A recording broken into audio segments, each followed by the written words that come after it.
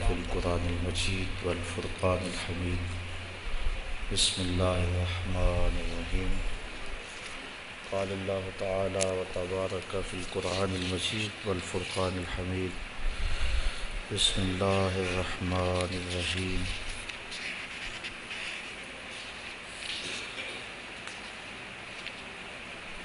يا أيها الذين آمنوا اتقوا الله ولتنظر نفس ما قدمت لغد واتقوا الله إن الله خبير بما تعملون ولا تكونوا كالذين نسوا الله فأنساهم أنفسهم أولئك هم الفاسقون.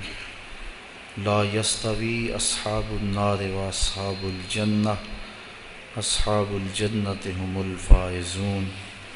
صدق اللہ مولانا العظیم وصدق رسولہ النبی الکریم الرؤوف الرحیم. اللہم نور قلوبنا بالقرآن وزین اخلاقنا بالقرآن وادخلنا الجنة بالقرآن ونجنا من النار بالقرآن. قال اللہ تعالی وتبارک فی شان حبیبہ مخبرا وآمرا ان اللہ وملائکتہ یصلون علی النبی یا ایھا الذین آمنوا صلوا علیہ وسلموا تسلیما. الصلاۃ والسلام علیک یا رسول اللہ وعلی آلک واصحابک یا محبوب رب العالمین. الصلاۃ والسلام علی سید الانبیاء والمرسلین وعلى آلک واصحابک یا راحت العاشقین.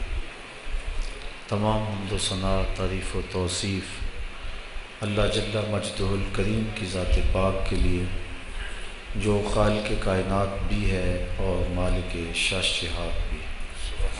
اللہ جل وعلا کی حمد و ثنا کے بعد حضور نبی اکرم شفیع امم رسول محتشم نبی مکرم اللہ کے پیارے امت کے سہارے رب کے محبوب دانائے غیوب مالک رقاب امم فخر عرب و عجم والی کون و مکان سیاہ لا مکان سید انس و جان سرور لالا رخاں نیر تاباں سر نشین مہوشاں ماہ خوباں شہنشاہ حسینہ تتمہ دوراں سر خیل زہرہ جمالاں جلوہ صبح ازل نور ذات لم یزل باعث تکوین عالم فخر آدم و بنی آدم نیر بطحہ رازدار ما اوہا شاہد ما طغا صاحب علم نشرہ معصوم آمنہ احمد مجتبیٰ حضرت محمد مصطفیٰ صلی اللہ علیہ وسلم کے حضور ناز میں اپنی عقیدتوں ارادتوں اور محبتوں کا خراج پیش کرنے کے بعد انتہائی واجب الاحترام ذوی الاحتشام برادران اسلام السلام علیکم ورحمۃ اللہ وبرکاتہ. جیسا کہ آپ سب کو معلوم ہے کہ آج کی یہ تقریب جو درس قرآن کے عنوان سے معنون ہو کر منعقد ہے، یہ ہمارے عالی مرتبت میزبان جناب زاہد سلیم صاحب، محترم فیاض سلیم صاحب، ریاض سلیم صاحب، عالی جناب اعجاز سلیم صاحب، ندیم سلیم صاحب کی والدہ ماجدہ اور محترم عالی مرتبہ جناب رانا لیاقت علی صاحب کی خوش دامن، ان کے انتقال پر ان کی روح کے سال ثواب کے لیے ان کے ختم چہلم پہ منعقد ہے. اللہ تعالیٰ جل شانہ مرحومہ کو کروٹ کروٹ جنت کی بہاریں نصیب فرمائے. مرنے والوں کے لیے ان کے انتقال کے بعد دعاؤں کے سلسلے پسماندگان کی طرف سے جاری رہتے ہیں. اور ہماری ایسی جو تقاریب منعقد ہوتی ہیں ان کے بنیادی مقصد 3 ہوتے ہیں۔ پہلا مقصد دعائے مغفرت، اور جب بندے ہاتھ اٹھا کے اللہ سے دعا مانگتے ہیں اللہ تعالیٰ اٹھے ہوئے ہاتھوں کو خالی نہیں موڑتا۔ حدیث شریف کے پر نور الفاظ ہیں، ان ربکم حیی کریم یستحیی من عبدہ اذا رفع یدیہ ان یردہما صفرا۔ تمہارا رب حیا کرنے والا، کرم فرمانے والا، زندہ اور کریم ہے۔ جب بندے اس کے سامنے ہاتھ پھیلا کے دعا مانگتے ہیں اللہ تعالیٰ فرماتا ہے مجھے شرم آتی ہے ان کے اٹھے ہوئے ہاتھ خالی کیسے موڑ دوں۔ جب انہوں نے توقع ہی میرے سے رکھی ہے تو اگر میں بھی نہیں دوں گا تو کون دے گا۔ ایک شخص مسجد نبوی کے کونے میں بیٹھ کے دعا مانگ رہا تھا، اور انداز دعا یہ تھا کہ اے اللہ میں تجھ سے اس لیے مانگ رہا ہوں کہ تو میرا اللہ ہے، تیرے علاوہ کوئی اور ہے بھی تو نہیں جس کی چوکھٹ پہ جاؤں۔ آقا کریم نے ایک صحابی کو فرمایا وہ جو کونے میں دعا مانگ رہا ہے اسے جا کے بشارت دے دو کہ اللہ نے تمہاری دعا کو قبول فرما لیا۔ تو جب بندے اس سے دعا مانگے تو وہ بندے کے اٹھے ہوئے ہاتھ خالی نہیں موڑتا۔ مرنے کے بعد اولاد کے ذمے جو والدین کے حقوق ہیں وہ ختم نہیں ہو جاتے، بلکہ حدیث میں آتا ہے 4 حق ایسے ہیں جو مرنے کے بعد بھی اولاد کے ذمے باقی رہتے ہیں۔ اس میں ایک نماز جنازہ، تجہیز و تکفین اور تدفین اس کے اندر شامل ہے۔ دوسرا حق استغفار، ان کے لیے بخشش اور مغفرت کی دعائیں مانگتے رہنا۔ تیسرا حق انجاز الوعد، انہوں نے زندگی میں جو وعدے کیے ہوئے تھے ان کو پورا کرنا۔ اور چوتھا حق باپ ہے تو اس کے دوستوں کے ساتھ، ماں ہے تو اس کی سہیلیوں کے ساتھ، باپ کے بھائیوں کے ساتھ، بہنوں کے ساتھ، ماں کے رشتہ داروں کے ساتھ حسن سلوک کرنا۔ یہ 4 حق ایسے ہیں جو مرنے کے بعد بھی اولاد کے ذمے باقی رہتے ہیں۔ اب جب جنازے کے لیے لوگ کھڑے ہوتے ہیں تو کتنے لوگ ایسے ہوتے ہیں کہ جو نماز جنازہ کے طریقے سے، نماز جنازہ کی دعاؤں سے بھی آشنائی نہیں رکھتے، اور وہ صرف رسم اور دکھاوے کے لیے پیچھے صفوں میں کھڑے ہوتے ہیں۔ تو جب کبھی ان کے اپنے والدین فوت ہوتے ہیں تو پھر انہیں اچانک راتوں رات جنازہ کی دعا آ تو نہیں جاتی، پھر وہ یہ زیادتی اپنے ماں باپ کے ساتھ بھی کرتے ہیں کہ وہ اپنے ماں باپ کے جنازے میں بھی محض رسم کے طور پہ لوگوں کو دکھانے کے لیے کھڑے ہوتے ہیں۔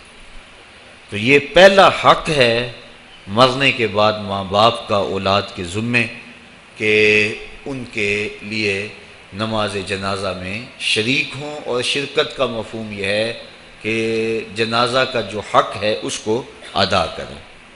بلکہ نماز جنازہ میں سب سے زیادہ جنازہ پڑھانے کا حقدار جو ہے وہ ولی اقرب ہے، اس کے بعد امام الحی یعنی محلے کا امام اس کے بعد آتا ہے، اس کے بعد پھر شہر کا امام آتا ہے۔ تو نماز جنازہ کے اندر جو ولی اقرب ہے، جو قریبی ہے، اس کو زیادہ حق ہے کہ وہ نماز جنازہ پڑھائے، بیٹا پڑھائے اور باپ پڑھائے بیٹے کا، ماں کا بیٹا پڑھائے، سکا بھائی پڑھائے۔ تو اس لیے جو ولی اقرب ہے اس کو زیادہ حق پہنچتا ہے کہ وہ جنازہ پڑھائے۔ لیکن اگر وہ خود ہی اس پوزیشن میں نہ ہو کہ وہ جنازہ پڑھا سکے، یا اس کو نماز جنازہ آتا نہ ہو اور وہ پڑھ بھی نہ سکے، تو یہ کتنی بدبختی ہے۔ تو یہ پہلا حق ہے اولاد کے ذمے ماں باپ کا کہ ان کے لیے وہ جنازے میں شریک ہوں اور جنازے کے حقوق کو پورا کریں۔ اور دوسرا حق جو میں نے بیان کیا استغفار، ان کے لیے استغفار طلب کریں۔ کثرت سے اللہ کی بارگاہ سے دعائیں مانگے۔ اور میرے اور آپ کے آقا و مولا فرماتے ہیں مل میت فی القبر الا کالغریق المتغوث فی البحر ینتظر دعوۃ۔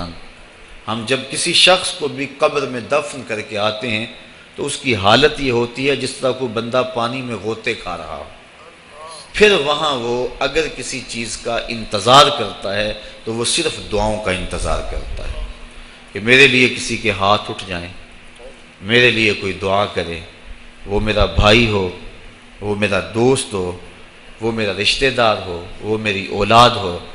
تو مرنے کے بعد مرنے والے کو سب سے زیادہ ضرورت دعاؤں کی ہوتی ہے۔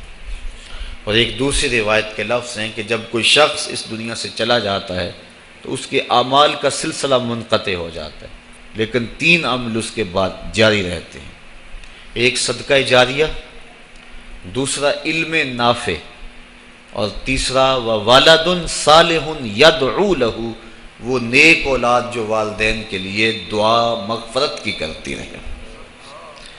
تو تیسرا حق بر الاصدقاء ہے کہ باپ کے رشتہ داروں اور دوستوں کے ساتھ، ماں کے رشتہ داروں اور سہیلیوں کے ساتھ حسن سلوک کیا جائے تاکہ ان کی قبر میں روح آسودہ ہو۔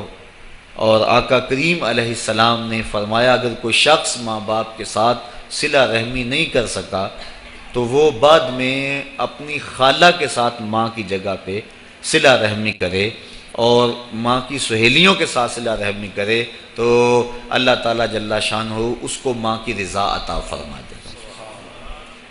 اور ایک روایت میں آتا ہے کہ جو والدین کی قبر پہ جا کے سورہ یاسین پڑھتا ہے ہر جمعۃ المبارک کو، اللہ تعالیٰ اسے بھی اور اس کے والدین کی بھی مغفرت فرما دے گا۔ اور چوتھا حق انجاز الوعد، انہوں نے زندگی میں جو وعدے کیے ہیں اولاد کی ذمہ داری ہے کہ ان وعدوں کو پورا کرنے کی کوشش کرے۔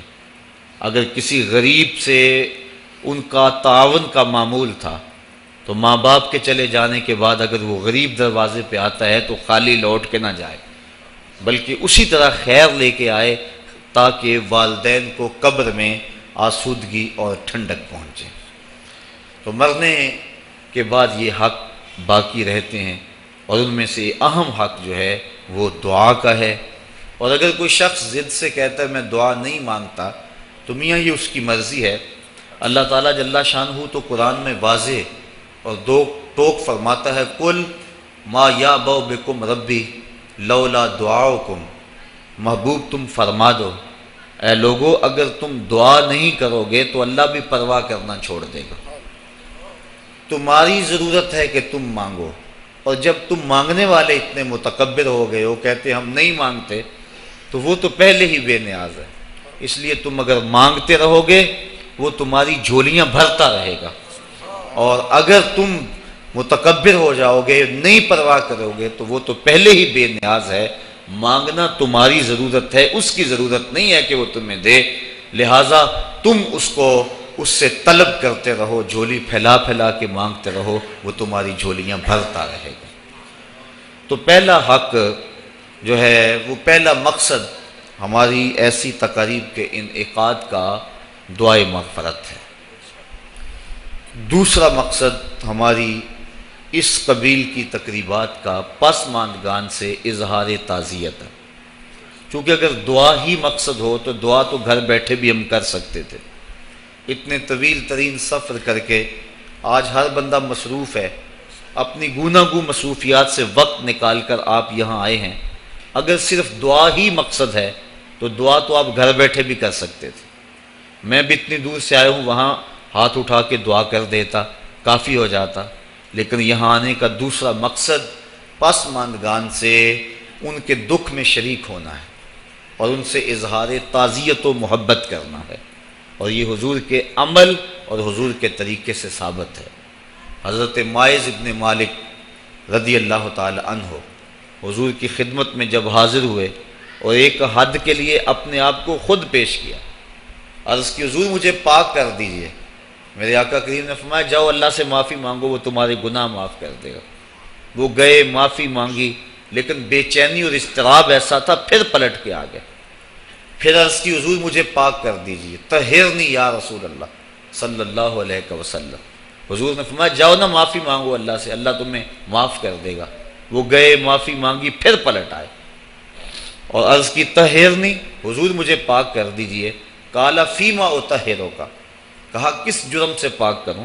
بار بار آ جاتے ہو، تمہیں کہا ہے کہ جاؤ اللہ سے معافی مانگو تمہیں معاف کر دیا جائے گا، لیکن تم پھر پلٹ آتے ہو.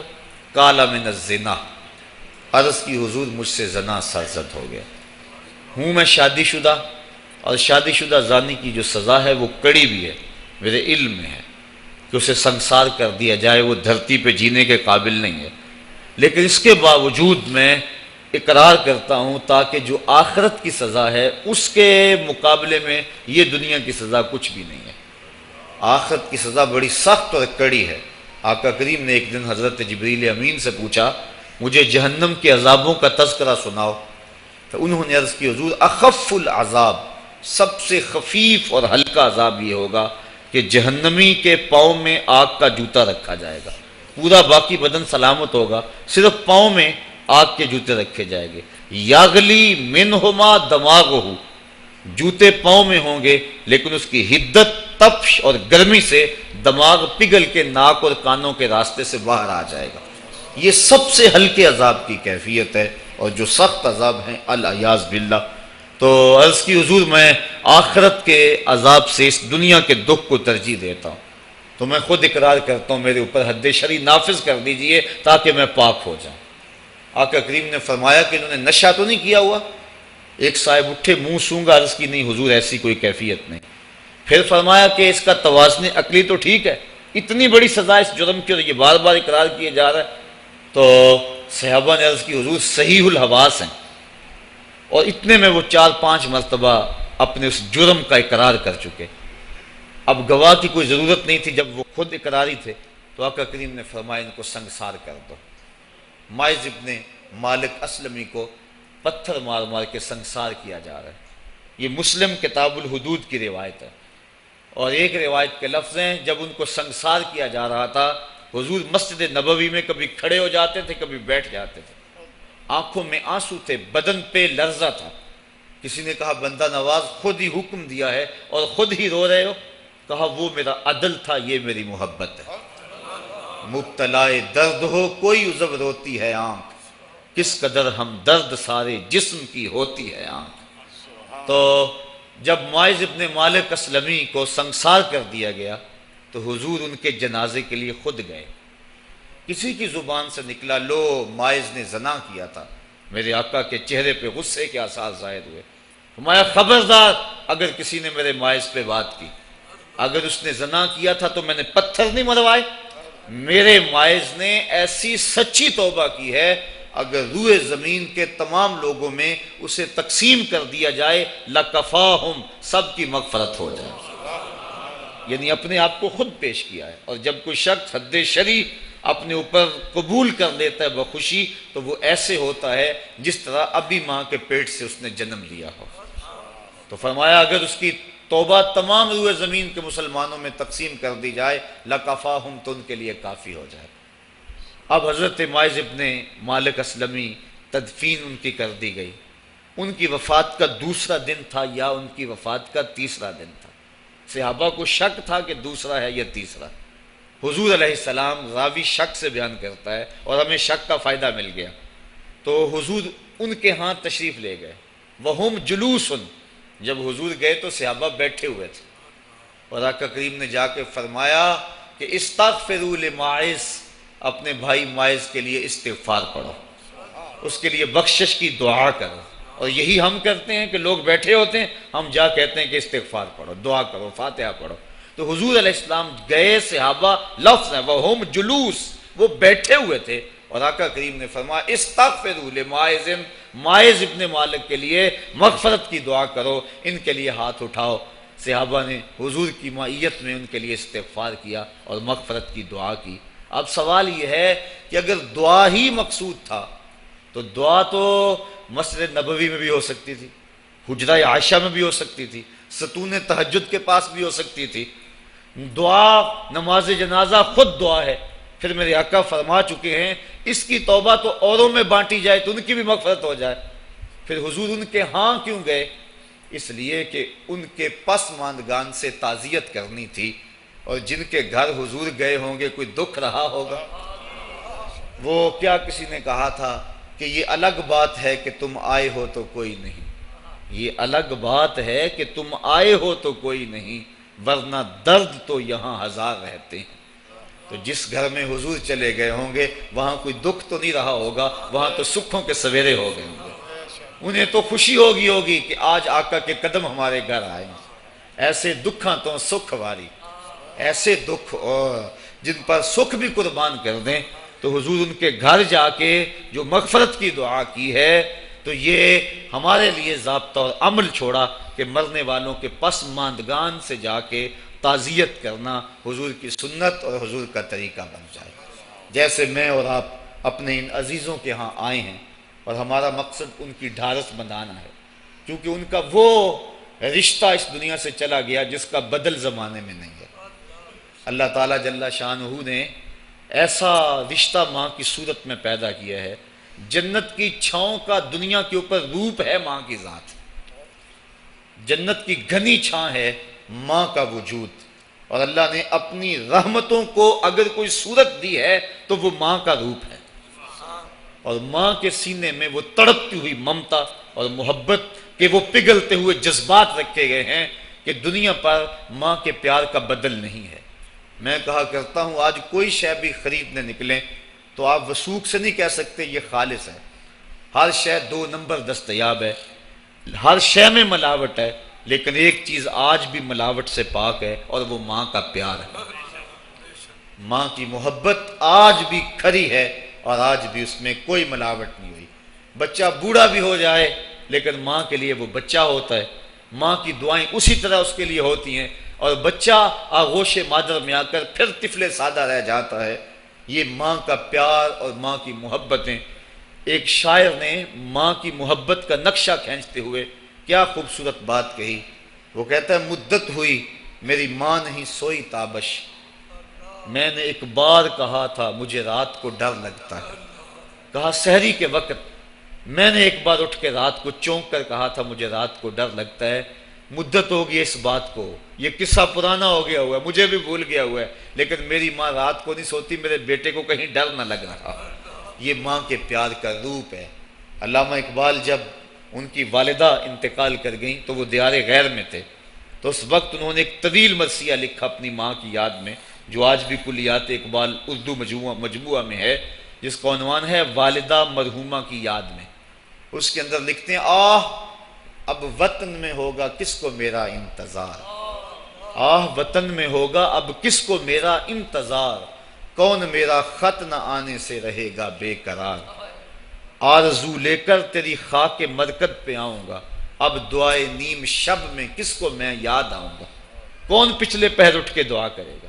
ہر ایک سے کہنا پڑتا نا جناب دعا کرنا، مولوی صاحب سے بھی عرض کرنا پڑتا حضور دعا میں یاد رکھنا، پیر صاحب سے گزارش کرنا پڑتی ہے جناب مجھے دودھ راتوں میں اور چاندنی راتوں میں مجھے یاد رکھنا، حاجی کو معتمر کو کہنا پڑتا جناب دیار حرم میں جا رہے ہو اور دیار حبیب میں جا رہے ہو وہاں مجھے دعاؤں میں یاد رکھنا، سین حرم میں بھی اور جالی کے سامنے بھی، ہر ایک کو کہنا پڑتا ہے کہ مجھے دعاؤں میں یاد رکھنا۔ کبھی ماں کو بھی کہنا پڑا ہے کہ امی دعاؤں میں یاد رکھنا۔ ماں کے ہاتھ ویسے اٹھے رہتے ہیں، اور جب ماں کے ہاتھ اٹھ جائیں اجابت کے سارے دروازے کھل جاتے ہیں۔ میں نے پڑھا کتب حدیث میں جو دعائیں رد نہیں ہوتی ان میں سے ایک ماں کی دعا ہے، جب ماں ہاتھ اٹھا دے تو جنت کے سارے دروازے کھل جاتے ہیں، اور یہ لازمی نہیں ہے کہ ماں رابعہ بصریہ ہو تو پھر ہی اس کی دعا قبول ہوتی ہے۔ اپلے تھاپتی ہوئی ماں اور لیپا پوتی کرتی ہوئی ماں جو ہے وہ مٹی سے بھرے ہوئے ہاتھ اٹھا دے تو اللہ ان ہاتھوں کو بھی خالی نہیں موڑتا۔ ماں جب بولتی ہے تو اس کے لہجے میں جبریل بولتا ہے، ماں جب مسکراتی ہے لگتا ہے جنت کی ساری کلیاں کھل اٹھی ہیں۔ ماں کے چہرے کی رونق اور ماں کے چہرے کی جو ہے وہ خوشی بیٹے کے دل کو حقیقی قرار اور حقیقی تسکین دیتی ہے۔ جو ٹھنڈ ماں کے ساتھ نصیب ہوتی ہے وہ کائنات میں کسی اور جگہ پہ نہیں ہے. جو گھنا سایہ ماں کے دامن میں ہے وہ کسی اور جگہ میسر نہیں ہو سکتا ہے. وہ کیا کہا تھا کسی نے کہ 5 سٹار ہوٹلوں میں کھانا کھانے میں وہ لذت کہاں جو چولہے پر بیٹھ کے ماں کے ہاتھوں سے پکی ہوئی چپاتیاں کھانے میں آتا ہے. عالی جناب حضرت صاحب کیا کیا اسٹیٹ سیکرٹری نام لیتے ہیں لیکن وہ لطف کہاں جو ماں اوئے ببلو اوئے پپو اور اوئے مٹھو کہہ کے پکارتی ہے. جو مٹھاس ان لفظوں کے اندر ہے وہ بڑے اور بھاری اور بھرکم الفاظ اور خطابات کے اندر کہاں ہے. اونچی کرسی پہ بیٹھنے کا وہ لطف نہیں ہے جو ماں کے قدموں میں بیٹھنے کا ہے. اللہ نے ماں کے روپ کے اندر ایک محبت اور ایک الفتوں کا ایک ایسا دریا دیا ہے کہ جس کے اندر انسان جب جاتا ہے تو اس کے دکھوں کے سارے میل دھل جاتے ہیں اور وہ بالکل آسودہ ہو جاتا ہے. یہ ماں کا روپ ہے, یہ ماں کا پیار ہے. تو ماں کا بچھڑ جانا, اس دنیا سے چلے جانا, یہ ایسے ہی ہوتا ہے جس طرح کوئی بندہ گھنے سائے میں کھڑا ہو تو اچانک اس کو دھوپ میں کھڑا کر دیا جائے, پھر اسے پتہ چلتا ہے کہ کتنا گھنا سایہ تھا. جس طرح درخت ساری دھوپ اپنے اوپر سہتا ہے اور جو اپنے نیچے کھڑا ہو اس کو ٹھنڈک دیتا ہے, اسی طرح ماں باپ سارے دکھ اپنے اوپر سہتے ہیں لیکن اپنی اولاد کو ٹھنڈک پہنچاتے ہیں. ماں باپ کے اس دنیا سے چلے جانے کے بعد پتہ چلتا ہے کہ میں کتنی گھنی چھاؤں سے کس کڑاکے دار دھوپ میں آ گیا ہوں اور میری زندگی کے اندر کتنے دکھوں کا زہر گل رہا ہے. جو زہر پہلے ماں ہمارے قریب نہیں آنے دیتی تھی, جو باپ ہمارے قریب نہیں آنے دیتا تھا, وہ اپنی باہوں میں اور اپنے سینے میں ان غموں اور دکھوں کو سمیٹ لیا کرتے تھے. تو ماں باپ کا اس دنیا سے چلے جانا یہ ایک ایسی محرومی ہے. میں اور آپ تو حیثیت ہی بلا کیا رکھتے ہیں, میرے اور آپ کے آقا و مولا نے بھی اس رشتے کی کمی کا احساس فرمایا. الحاوی الفتاویٰ کے اندر امام سیوطی نے اس واقعہ کو لکھا. ایک دن حضور حجرہ عائشہ سے مسجد نبوی میں آئے. تا حد نظر صحابہ حضور کے انتظار میں بیٹھے ہوئے تھے. جو ہی حضور کو دیکھا ادب سے کھڑے ہو گئے. وہ وقت بیت گئے جب لوگ پتھر مارتے تھے. اب یہ مدنی دور ہے, حکم ہو گیا ہے کہ میرے نبی کی آواز سے آواز بھی اونچی نہیں کرنی. وہ لمحے بیت گئے جب لوگ آوازیں کستے تھے. اب حکم ہو گیا میرے نبی سے مسئلہ بھی پوچھنا ہے, پہلے گھر جاؤ, صدقہ لو, فقیر ڈھونڈو, خیرات کرو, پھر میرے نبی کی چوکھٹ پہ آؤ, تمہیں پتہ چلے کتنی اونچی بارگاہ میں جا رہے ہیں. تو یہ ادب کے زاویے اور ادب کے قرینے طے کرنا پڑتے ہیں. حضور آئے, مسجد میں قدم رکھا, تا حد نظر صحابہ سے ادب سے کھڑے ہو گئے. آقا کی آنکھیں چھم چھم برسنے لگیں اور حضور نے روتے روتے فرمایا, لو ادرکت والدیہ او احدہما, کاش آج میرے ماں باپ زندہ ہوتے, یہ ان میں سے کوئی ایک ہی زندہ ہوتا. وَأَنَا أُصَلِّي صَلَاةَ الْعِشَاءِ, اور میں لوگوں کو نماز عشاء پڑھا رہا ہوتا. انسان نے دکھوں کا دور دیکھا ہو, بعد میں اللہ خوشحالیاں دے دے تو انسان اس بات کی ضرور آرزو کرتا ہے کہ میرے ماں باپ نے میرے دکھوں کا دور دیکھا, کاش آج میرے سر پہ عزتوں کی سجی ہوئی دستار بھی دیکھتے, آج مجھے وقار کی مسند پہ بیٹھا ہوا بھی دیکھتے, آج میرے گھر میں بچوں کا کھیلنا بھی دیکھتے, آج میرے آنگن کی بہار بھی دیکھتے, آج دولت کی ریل پیل بھی دیکھتے, آج عزتوں کا ظرف جو مجھے نصیب ہوا ہے وہ بھی ماں باپ ملاحظہ کرتے, آج میرے وقار اور میرے عہدہ و منصب کو بھی دیکھتے, معاشرے میں میرے مرتبہ و مقام کو بھی دیکھتے, تو کتنے خوش ہوتے. جب اللہ کسی کو دولت دیتا ہے, عزت دیتا ہے, شہرت دیتا ہے, تو جلنے والوں کی ایک طویل فہرست ہوتی ہے اور پیار کرنے والے بڑے تھوڑے ہوتے ہیں, لیکن ماں باپ بے لوث محبت کرنے والے ہوتے ہیں. تو انسان جب کسی ایسے مرحلے پہ پہنچتا ہے تو وہ ضرور یہ آرزو کرتا ہے, کاش آج میرے ماں باپ ہوتے تو وہ دیکھتے تو کتنا خوش ہوتے, ان کی آنکھیں کتنی ٹھنڈی ہوتی, ان کے دل کو کتنی تسکین پہنچتی مجھے اس مرتبے پہ پہنچا ہوا دیکھ کر. ظاہر ہے جب حضور پیدا ہوئے تو باپ کا سایہ سر پہ نہیں تھا, 6 سال کی عمر تھی, حضور اپنی ماں کے ساتھ مدینہ شریف گئے ہوئے تھے. واپسی پر ابوا کی ریت کے ٹیلے ہیں, سیدہ آمنہ کو سخت بخار ہو گیا اور انہوں نے سمجھا کہ یہ میرا بخار اب جان لیوا ثابت ہوگا. انہوں نے ام ایمن کو بلایا اور کہا میرے اس بیٹے کو بحفاظت امیر قریش عبد المطلب تک پہنچا دینا.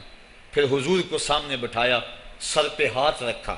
جب سیدہ آمنہ نے اپنے بیٹے کے سر پہ ہاتھ رکھا, بیوہ ماں کا ہاتھ جب اپنے یتیم بچے کے سر پہ آیا تو ابوا کی ریت کے ذرے بھی رونے لگے. سیدہ آمنہ کچھ کہنا چاہتی تھی لیکن ضبط کے بندھن ٹوٹ گئے، آنکھوں سے سیلاب اشک جاری ہو گیا، تو جو کہنا چاہ رہی تھی اس میں چند جملے ادا کیے جو ابن حشام نے محفوظ کیے۔ سیدہ آمنہ نے کہا بیٹا ہر نئی چیز نے پرانی ہو جانا ہے، ہر باقی نے فنا ہو جانا ہے، میں بھی جا رہی ہوں، وَذِكْرَ بَاقٍ وَوَلَدْتُ طُهْرًا، لیکن میرا ذکر نہیں مٹے گا، میں تیرے جیسا ستھرا بیٹا چھوڑ کے جا رہی ہوں۔ جن ماؤں کے بیٹے اتنے اچھے ہوں ان ماؤں کا ذکر نہیں مٹا کرتا۔ یہ آخری لفظ تھے سیدہ آمنہ کے، اس کے بعد ان کا انتقال ہو گیا۔ حضور اپنی ماں کے جسد سے لپٹ کر روتے تھے اور کہتے امی آپ آگے بولتی کیوں نہیں ہیں؟ 6 سال کی معصوم عمر، ابوا کی ریت کے ٹیلے، کونین کے سردار کے لیے یہ دکھوں کی کہانیاں۔ اللہ کے محبوب علیہ السلام نے وہیں اپنی ماں کی تدفین کی اور اپنی ماں کی قبر کے اوپر پتھروں کے ٹکڑے رکھے، اور یہاں آج ہو بھی کیا سکتا تھا؟ مدینے میں حضور کی ماں کا انتقال ہوتا، کتنے صحابہ جنازے میں ہوتے، فرشتے جنت سے پھول لے کر آتے حضور کی ماں کی قبر پہ چڑھانے کے لیے۔ یہ ابوا کی ریت ہے، مسافرت، غربت۔ حضور نے مٹی کے اس تودے کے اوپر اپنی ماں کی قبر کے اوپر پتھر کے ٹکڑے رکھے، اور وہ کیا کسی شاعر نے کہا تھا تجھے کن پھولوں سے ہم کفن دیں، تو جدا ہی ایسے موسموں میں ہوا جب درختوں کے ہاتھ پھولوں سے خالی تھے۔ حضور نے اپنی ماں کی تدفین کی اور پھر ام ایمن کے ساتھ بیٹھ کے حضور واپس آ گئے۔ 8 سال کی عمر تھی کہ امیر قریش حضرت عبد المطلب کا بھی انتقال ہو گیا۔ میں نے ابن حشام میں پڑھا ہے کہ جب امیر قریش کا جنازہ اٹھا تو پورا مکہ امڈ آیا جنازے میں، لیکن 8 سال کا ایک بچہ تھا جو دیواروں سے لگ لگ کے روتا تھا، آج اس کا یہ سہارا بھی چلا گیا۔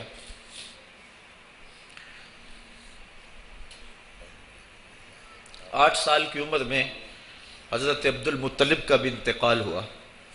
پھر حضور اپنے چچا کی کفالت میں آئے، وہ دن بھی بیتے، طائف کے بازار بھی آئے، مکے کی گلیاں بھی آئیں، بچھتے ہوئے کانٹے، کھدتے ہوئے گڑے، کبھی عقبہ بن ابی معیط جسم پہ اوجریاں ڈال رہا ہے، کبھی کوئی بدن نازک پہ کوڑا ڈال رہا ہے، کبھی حضور علیہ السلام کی راستوں میں ام جمیل کانٹے بچھا رہی ہے، کبھی بدر سجتا ہے، کبھی احد کی لڑائی ہوتی ہے، حضور کے چچا کے کلیجے کو چبایا جاتا ہے۔ یہ دن سخت ترین دن تھا، حضور کے سر پہ پٹی بندھی ہوئی تھی، آنکھوں میں آنسو جاری تھے، اور بار بار کہتے تھے ما فعل امی، میرے چچا کی کہانی سناؤ۔ تو بڑے مشکل اور زہرہ گداز حالات پیش آئے، لیکن آج حضور حجرہ عائشہ سے نکلے، تا حد نظر صحابہ ادب سے کھڑے ہو گئے، آقا کی نظر پلٹ کے پیچھے چلی گئی، ابوا میں جا کے رکی، اور میرے آقا کی آنکھوں سے آنسو ٹپکنے لگے، اور فرمایا کاش آج میری ماں زندہ ہوتی، وَأَنَا أُصَلِّي صَلَاةَ الْعِشَاء، اور میں لوگوں کو نماز عشاء پڑھا رہا ہوتا، وَأَقْرَأُ فِيهَا بِفَاتِحَةِ الْكِتَابِ، اور اس میں سورہ فاتحہ کی تلاوت کر رہا ہوتا، پھر میری ماں کو میرے ساتھ کوئی کام یاد آ جاتا، وہ دروازے پر آتی، چلمن سرکاتی، اور اپنے میٹھے اور مدبر لہجے میں مجھے بیٹا محمد کہہ کے آواز دیتی۔ فرمائے لوگوں میں اپنی نماز کو چھوڑ کے پہلے ماں کی بات کو سنو۔ یہ دنیا کے سامنے اپنی ماں کی ضرورت اور اہمیت کو حضور نے رکھا، تو ماں کا بچھڑ جانا، ماں کا اس دنیا سے چلے جانا، یہ بہت بڑا سانحہ ہوتا ہے۔ تو اس موقع کے اوپر پسماندگان کی ڈھارس بنانے کے لیے، ان سے تعزیت کرنے کے لیے، اظہار محبت کرنے کے لیے ہمارا یہاں آنا، یہ دوسرا مقصد ہے اس تقریب کے منعقد کرنے کا۔ تیسرا مقصد ایسی محافل کے منعقد کرنے کا کیا ہے؟ پہلا مقصد تو دعائے مغفرت ہے مرنے والوں کے لیے، دوسرا مقصد پسماندگان سے تعزیت کرنا ہے، اور تیسرا مقصد ہم کبھی نہ بھول پائیں وہ یہ ہے کہ ہم اپنے لیے عبرت کا سامان لینا۔ آج کوئی قبر میں ہے اور ہم جمع ہو رہے ہیں، کل ہم قبر میں ہوں گے اور ہمارے لیے کوئی اور جمع ہو رہا ہو۔ خیر کن ہے فلاں و غنیمت شمار عمر، زاں بیشتر کے بانگ برائت کے فلاں نہ مان۔ شیخ سعدی فرماتے ہیں اے فلاں بلائی کر لے، اچھائیاں کر لے، اس عمر کے ایک ایک لمحے کو غنیمت سمجھ لے، اس سے قبل کہ آواز آئے کہ فلاں نہیں رہا، تو اپنی زندگی کو پہلے ہی اعمال کا حسن دے لے۔ تو یہ وقت میرے اور آپ کے اوپر آنے والا ہے کہ ہمارے لیے بھی لوگ جمع ہو رہیں گے۔ ہم قبر میں اب تنہائیوں اور قبر کی پہنائیوں میں موجود ہوں گے اور لوگ ہمارے لیے جمع ہو رہے ہوں گے، قبل اس سے کہ وہ وقت آئے کوئی حجت باقی نہ رہے۔ مجھے اور آپ کو اپنے اعمال کی اصلاح کر لینی چاہیے۔ امام غزالی نے ایک بڑی خوبصورت بات لکھی، آپ فرماتے ہیں اللہ نے مرنے والوں کے ذریعے سے جو باقی زندہ بچ گئے ہیں ان پر احسان کیا ہے۔ عرض کی گئی احسان کیسے؟ وہ تو دکھوں میں مبتلا ہیں، جن کا بھائی چلا گیا ان کا کلیجہ پھٹ رہا ہے، جن کا باپ چلا گیا ان کی دنیا اندھیر ہو گئی ہے، جن کی ماں چلی گئی ان کے سامنے روشنی کا کوئی حوالہ نہیں رہا ہے، جس کا بیٹا چلا گیا اس کی کمر ٹوٹ گئی، جس کا بھائی چلا گیا اس کے بازو ٹوٹ گئے، اور تم کہتے ہو اللہ نے مرنے والوں کے ذریعے سے جو باقی پسماندگان ہیں ان پر احسان کیا۔ یہ احسان کیسے ہے؟ تو امام غزالی فرماتے ہیں احسان اس معنی میں ہے کہ اللہ نے مرنے والے کی موت کو ان باقیوں کے لیے عبرت کا نشان بنایا ہے۔ اگر اس کی موت ان کے لیے عبرت بنا دی جاتی تو یہ کیا کرتا؟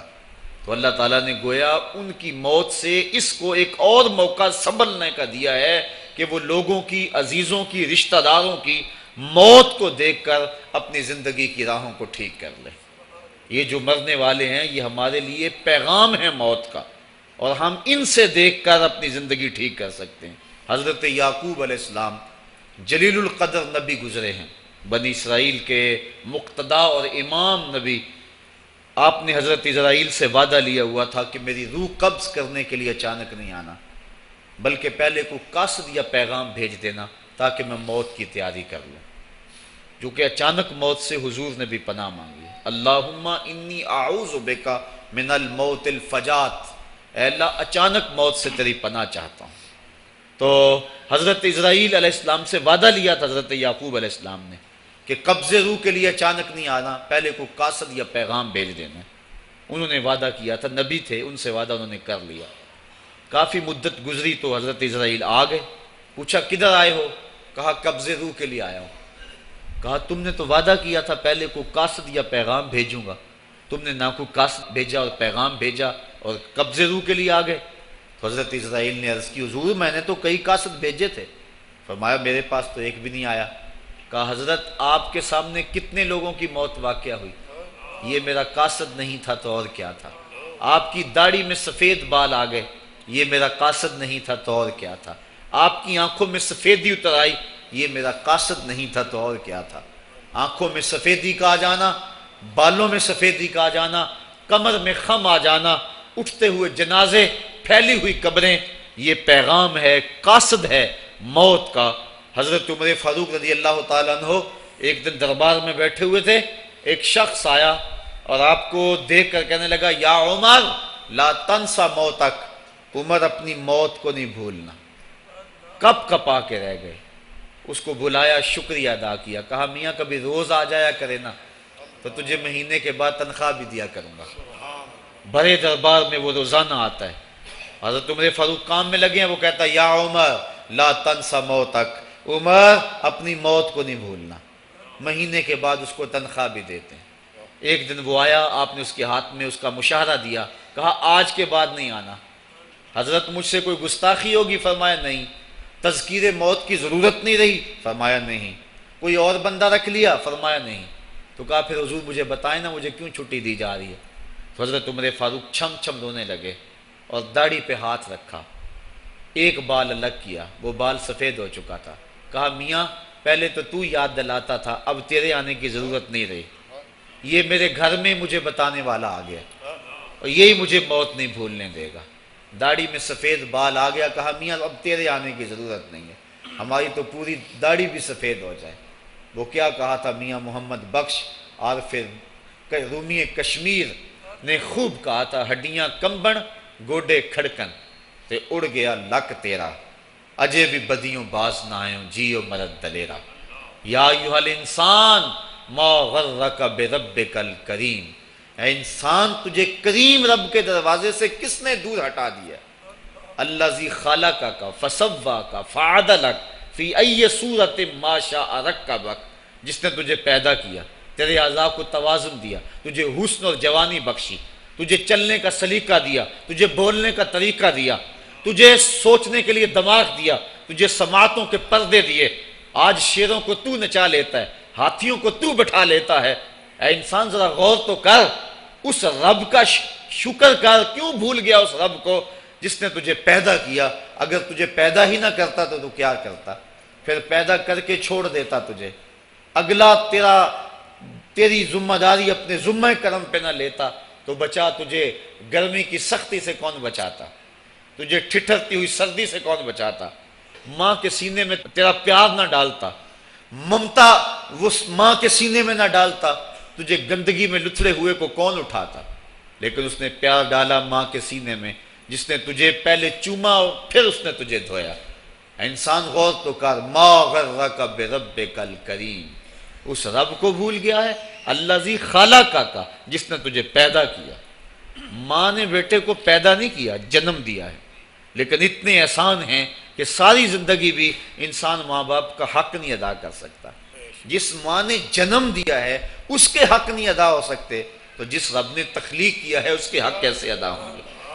اس لیے کہ انسان ذرا غور تو کر، اس نے تجھے پیدا کیا تو بھول گیا اس رب کو؟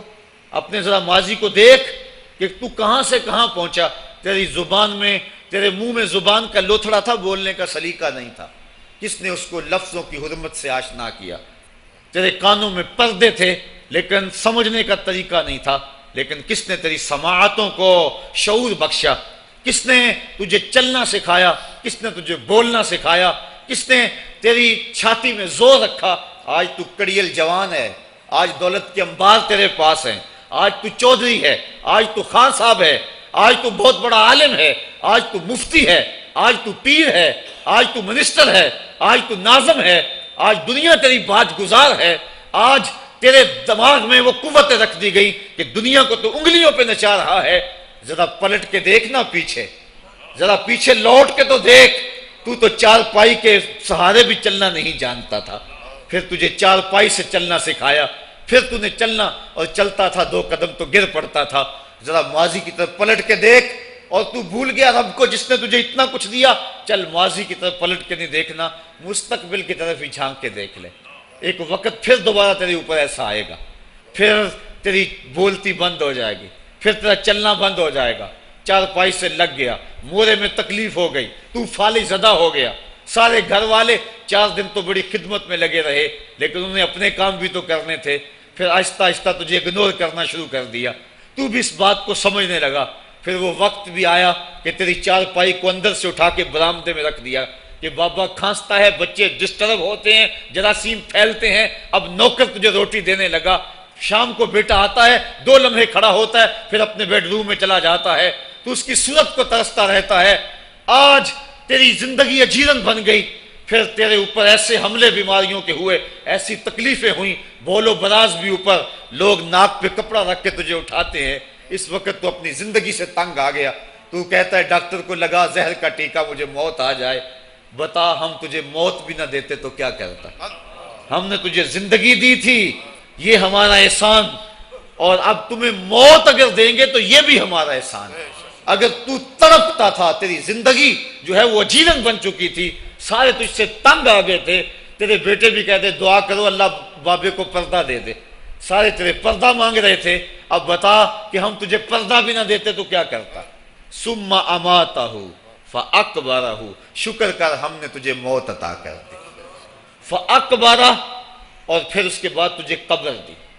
کتا بھی تو مرا تھا، گھسیٹ کے روڑی پہ ڈال دیا، بکری بھی تو مری تھی، گھسیٹ کے روڑی پہ ڈال دیا، تجھے بھی روڑی پہ ڈال دیا جاتا تو کیا تھا؟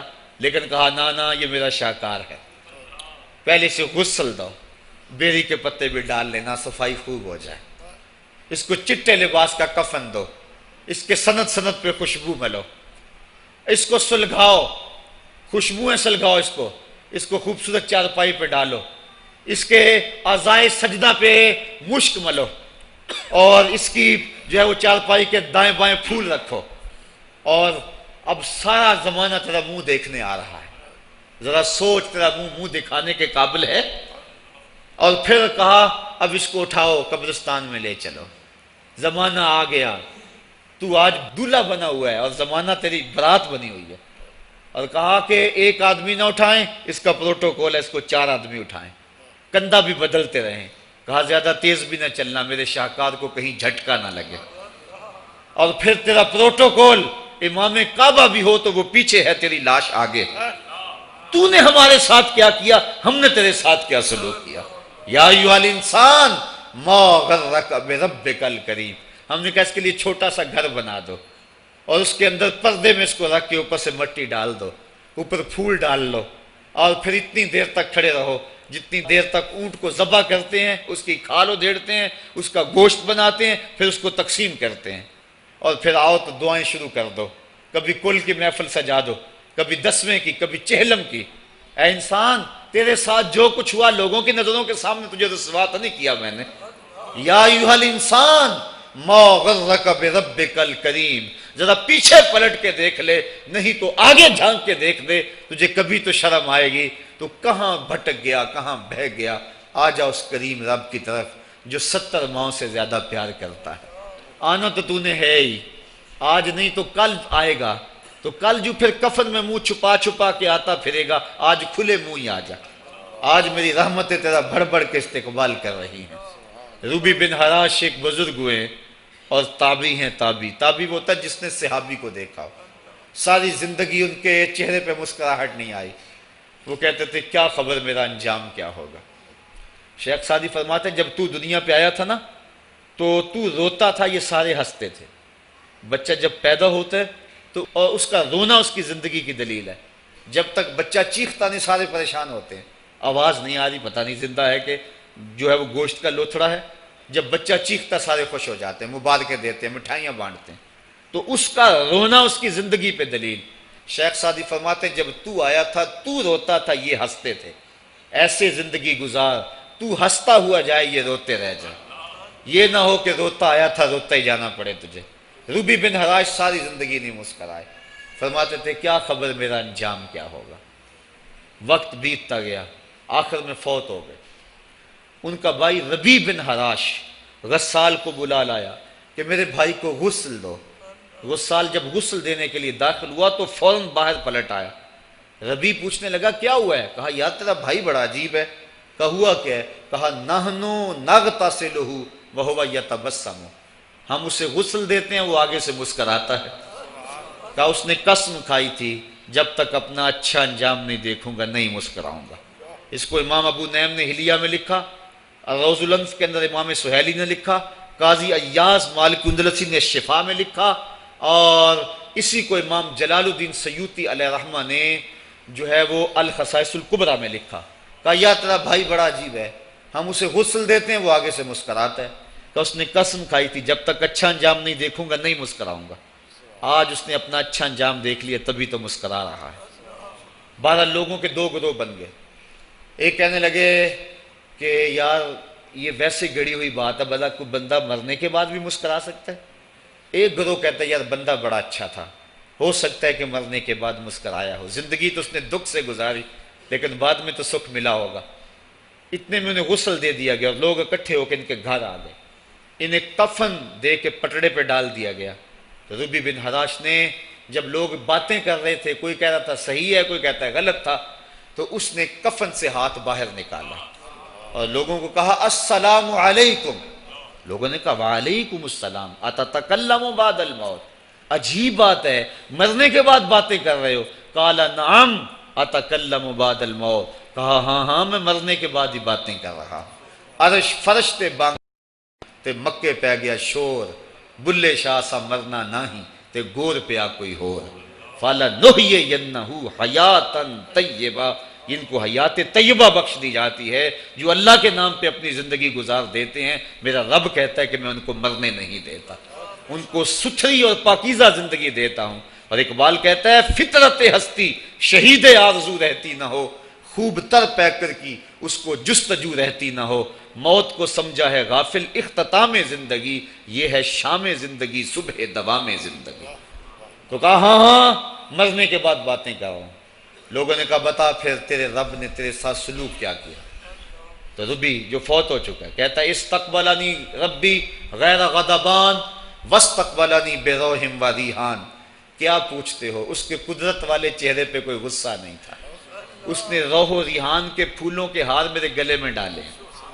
لوگوں نے باتیں پوچھنا شروع کر دی، موقع مل گیا ایک مردہ بول پڑا، کوئی ادھر کی پوچھ رہا ہے کوئی ادھر کی پوچھ رہا ہے۔ امام ابو نعیم لکھتے ہیں کہ جب لوگوں نے سلسلہ کلام طویل کر دیا تو ربی بن حراش نے کہا اجلوا بی ولا تؤخروا بی لان ابا القاسم ينتظر علی الصلاۃ، دیر نہ کرو مجھے جلدی جلدی قبرستان میں لے جاؤ، تم مجھے باتوں میں لگا رہے ہو، امام الانبیاء میرے جنازے کا انتظار فرما رہے ہیں۔ لوگوں نے جنازہ پڑھا اور اپنے گھروں میں آنے کی بجائے سیدھا ام المومنین حضرت عائشہ صدیقہ رضی اللہ تعالی عنہا کی چوکھٹ پہ چلے گئے اور جا کے سارا ماجرا کہا۔ وہ ابھی باقاعد حیات تھیں۔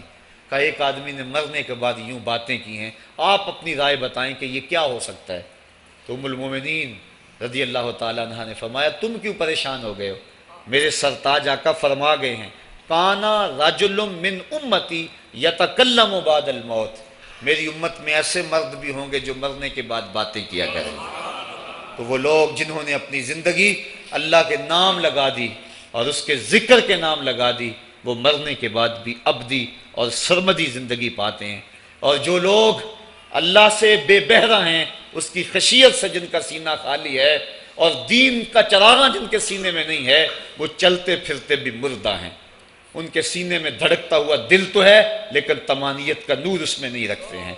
وہ دھرتی کے اوپر چلتے تو ہیں لیکن دھرتی کا بوجھ ہیں، لیکن یہ لوگ گو دھرتی کی چھاتی میں ہیں لیکن دھرتی کا وقار ہے۔ ان کی قبروں سے بھی زندگی پھوٹ رہی ہے اور ضیائیں پھوٹ رہی ہیں۔ میں جب بھی کبھی لاہور گیا ہوں تو ایک منظر مجھے اپنی طرف کھینچتا ہے، جب میں دریائے راوی کے اس پار ہوتا ہوں تو میں ایک قبر دیکھتا ہوں جس پہ حسرتیں برس رہی ہیں۔ وہ بر صغیر کا مطلق العنان حکمران جس کی کے اشارہ ابرو سے ہندوستان کی تقدیر بدلتی تھی، آج چند تاش کھیلنے والی ٹولیاں اس کی قبر پہ بیٹھی ہیں۔ اس کی محبوب بیوی جو بادشاہ کے پیچھے بیٹھتی تھی اور پردہ پیچھے لٹک رہا ہوتا، بادشاہ کا کوئی فیصلہ اسے ناگوار ہوتا، پیچھے سے وہ کمر ٹھونکتی، بادشاہ فیصلے بدل لیتا۔ جس کے اشارہ ابرو سے ہندوستان کی تقدیر کے فیصلے تبدیل ہوتے تھے، اس کی قبر بھی ساتھ ہی اندھیرے میں ہے۔ اور اس کی بیٹی کی قبر کے اوپر زیب النساء کے مقبرے پہ لکھا ہے بر مزار ماں غریباں، نہ چراغے نہ گلے، نہ پرے پروانہ سوزد، نہ صدائے بلبلے۔ ہم غریبوں کی قبر پہ کون چراغ جلانے آئے گا، کون پھول ڈالنے آئے گا؟ نہ کوئی بلبل گیت گانے آئے گی اور نہ کوئی پروانہ پر جلانے آئے گا۔ یہ وہ جو مطلق العنان تھے، یہ ان کی قبر کی کہانی سنائی۔ اور جب میں دریائے راوی کا کنارہ پار کرتا ہوں تو ایک لوح مزار وہ بھی ہے جہاں جلی حروف میں لکھا ہے گنج بخشے فیض عالم، مظہر نور خدا، ناکساں را پیر کامل، کامراں را رہنما۔ جب زندگی ایک طرح کی نہیں ہوتی تو پھر موت بھی ایک طرح کی نہیں ہوتی۔ جب دنیا پہ رہنے والے لوگ ایک طرح سے زندگی نہیں گزارتے تو ان کی برزخ بھی ایک طرح کی نہیں ہوتی۔ تو یہ ہیں وہ لوگ جن کی قبروں پہ آج بھی چراغاں ہیں، جن کے نام کا آج بھی تنتنا ہے۔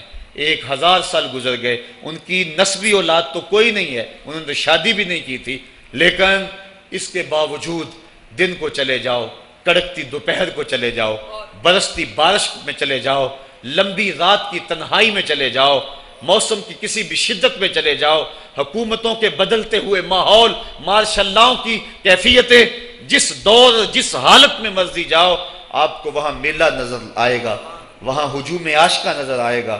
ارے میں گسارو سویرے سویرے، خرابات کے گرد پھیرے بپھیرے، کبھی اس طرف بھی گزر کر تو دیکھو، بڑی رونقیں ہیں فقیروں کے ڈیرے۔ تو وہ لوگ جنہوں نے اپنی زندگی اپنے مالک کے نام گزاری، وہی زندہ ہیں، وہ سرمدی اور ابدی زندگی پائے ہوئے ہیں۔ صاحبو، اب میرے اور آپ کے پاس سانسوں کا موقع موجود ہے، ورنہ یہ سانسیں تیزی کے ساتھ پگھل رہی ہیں۔ میں کل امام راضی کو پڑھ رہا تھا، وہ کہتے ہیں ایک بزرگ فرماتے ہیں مجھے سمجھ نہیں آ رہی تھی ان الانسان لفی خسر کی، کہ بے شک انسان گھاٹے میں ہے۔ تو میں سوچ رہا تھا کیسے گھاٹے میں ہے، تو کہا کہ مجھے سمجھ اس طرح آئی کہ میں بازار گیا میں نے ایک شخص کو دیکھا جو پھٹے پہ برف رکھ کے بیچ رہا تھا، اور آواز کیا لگا رہا تھا، ارحمو ارحمو من یذوب راس مالہ، اور رحم کرو اس بندے پہ، اگر تم نے تھوڑی بھی دیر لگا دی اور میرے سے سودا نہ خریدا تو میرا جو راس المال ہے میرا وہ بھی لٹ جائے گا، کیونکہ برف تو میری پگھلی جا رہی ہے، اور اگر تم نے خرید لی میری برف تو میرے پیسے کھڑے ہو جائیں گے، اور اگر تم نے میری برف خریدنے میں دیر کر دی تو جو میں نے پیسے لگائے ہیں میرے وہ بھی پورے نہیں ہوئیں گے۔ تو وہ کہہ رہا تھا ارحمو من یذوب راس مالہ، وہ کہتے ہیں مجھے ان الانسان لفی خسر کی سمجھ نہیں آ رہی تھی، اس کے اس جملے کو سن کے سمجھ آ گئی کہ انسان جلدی جلدی اپنی سانسوں کو گنوا رہا ہے، اسے چاہیے کہ جلدی جلدی ان سانسوں سے کام لے لے، ورنہ یہ سانسوں کی برف پگھل جائے گی اور اس کی یہ پونجی بھی برباد ہو جائے گی۔ تو صاحبو، میں اور آپ لمحہ لمحہ موت کے قریب ہو رہے ہیں، لمحہ لمحہ موت کے قریب ہو گئے۔ آج میں دوپہر کو بیٹھا تھا تو وہ ایک شخص آ کے میاں صاحب کا شعر پڑھنے لگا، دیگر تے دن گیا محمد اوڑک نو ڈب جانا، تو میری نظر چلی گئی، میں نے کہا ابھی تو 10 بجے ہوں گے، تو میں نے کہا صبح کے 10 بھی بج گئے ہیں اور پھر 12 بھی بج جانے ہیں، پھر ظہر بھی ہوگی، پھر دیگر بھی ہوگی، اور اس کے بعد پھر شام بھی ہو جانی ہے۔ اب ہم دیگر تک تو پہنچ گئے ہیں، اب شام کے دھندلکے بھی قریب ہو گئے ہیں، تو یہ دن ڈوب جانا ہے تھوڑی دیر کے بعد۔ یہی مثال ہماری زندگی کی ہے، کوئی دوپہر تک آ گیا ہے، کوئی چاش تک آ گیا ہے، کوئی ظہر تک آ گیا ہے، کوئی عصر تک آ گیا ہے، اور کسی کی زندگی کا سورج بالکل غروب ہونے کے قریب آ گیا ہے۔ صاحبو، پتہ کوئی نہیں کہ ہمارا اگلا قدم کہاں ہے۔ اس سے قبل کہ کوئی حجت باقی نہ رہے، مجھے آپ کو اپنی زندگی پہ نظر ثانی کرنا ہوگی، اپنے گناہوں کا اور اپنی نیکیوں کا حساب لگانا ہوگا۔ ایک ترازو تو کل محشر کے میدان میں لگے گا، ایک ترازو ضمیر کی عدالت میں آج ہی لگانا ہوگا۔ ہمیں دیکھنا ہوگا ہمارے پلے کتنے عمل ہیں اچھے، اور جو اچھے عمل ہیں ان میں خلوص والے کتنے ہیں، لوگوں کے دکھاوے والے کتنے تھے، رب کے لیے کتنے عمل کیے اور لوگوں کے لیے کتنے کیے۔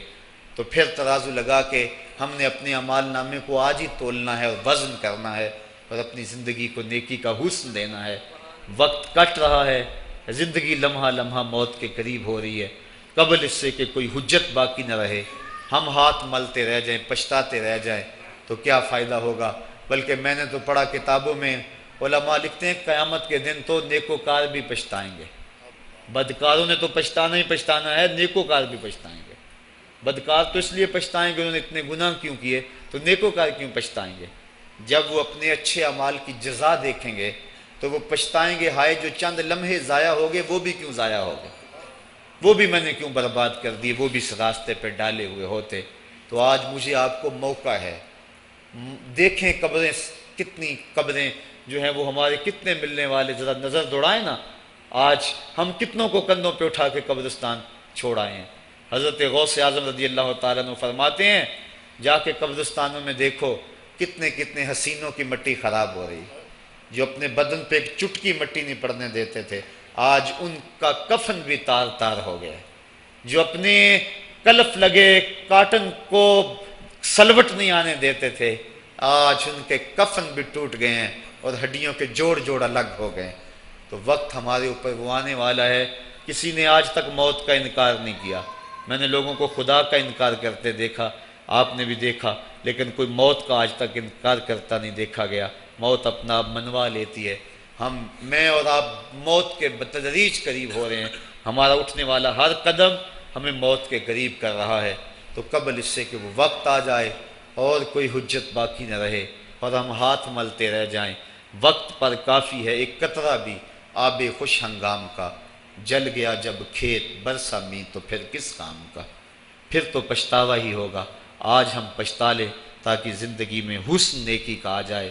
یہ میری آپ سے درد مندانہ اپیل ہے، گزارش ہے، اور میری آپ سے التماس ہے کہ یہ تھوڑی سی زندگی اللہ نے جو مجھے اور آپ کو ودیعت کی ہے، یہ بڑا تھوڑا سا عرصہ ہے، تھوڑا سا موقع ہے۔ یہ دنیا بوائی کا موسم ہے، آخرت کٹائی کا موسم ہے۔ جو بوائی کے موسم کو برباد کر بیٹھا ہے، کٹائی کے موسم میں اس کے ہاتھ کچھ نہیں لگتا۔ تو آج تخم عمل ڈال لیں، آج ایک بیج ڈالیں گے، کل 70 کاٹ لیں گے۔ لیکن اگر آج کچھ نہ کیا، اپنی سانسیں برف کی طرح پگھلا دیں، تو یہ اس شخص کی طرح ہے جو پھٹے پہ رکھ کے برف کہہ رہا ہے کہ میرے اوپر رحم کرو، اگر تم نے میرے سے برف نہ خریدی تو میرا راس المال بھی لٹ جائے گا. ہمارا راس المال سانسوں کی صورت میں لٹ رہا ہے. اللہ مجھے آپ کو اپنی رحمتوں کا حصار عطا فرمائے. وآخر دعوانا ان الحمد للہ رب العالمین. الحمد للہ رب العالمین والصلاة والسلام علی سید الانبیاء والمرسلین. میرے مالک 3 عدد ختمات قرآن مجید، یہ بہت سارے کلمات طیبات جو کچھ پڑھا سنا کہا گیا، سب کچھ اپنی بارگاہ میں قبول فرما، اور سب کا ثواب ہم تیرے محبوب کی بارگاہ میں بطور ہدیہ پیش کرتے ہیں، قبول فرما. حضور کے توسل سے جمیع انبیاء علیہ السلام اور ان کی امتوں کے ارواح کو پیش کرتے ہیں، قبول فرما. بالاختصاص آقا کریم کی امت کو پیش کرتے ہیں، قبول فرما. اور ہم سب لوگوں کی دعائیں، التجائیں، اٹھے ہوئے ہاتھ، سفارشوں کے لیے پھیلی ہوئی جھولیاں عزیزم زاہد فیاض صاحب، ریاض صاحب اور اعجاز سلیم صاحب اور ندیم سلیم صاحب اور رانا لیاقت علی صاحب کی والدہ ماجدہ جو پچھلے دنوں میں انتقال کر گئی، ان کی روح کے لیے پیش کرتے ہیں. اے اللہ ان کی قبر کو وسیع، کشادہ، منور اور خوشبودار کر دے. ان کو اپنی رحمتوں کا حصار دے دے، ان کی قبر کو نور نور کر دے. اے اللہ زندگی میں اگر ان سے کوئی کوتاہی ہو گئی تو اپنے محبوب کی زلف گراگیر کا صدقہ معاف کر دے، اور ان کی زندگی کی ایک ایک نیکی اپنی بارگاہ میں قبول فرما. اے اللہ ان کی اولاد کو صبر عطا فرما، اور ہم سب کو مرنے والوں سے عبرت حاصل کر کے اچھی زندگی گزارنے کی توفیق عطا فرما. اے اللہ ہمیں اپنی زندگی کو نیکی کا حسن دینے کی توفیق عطا.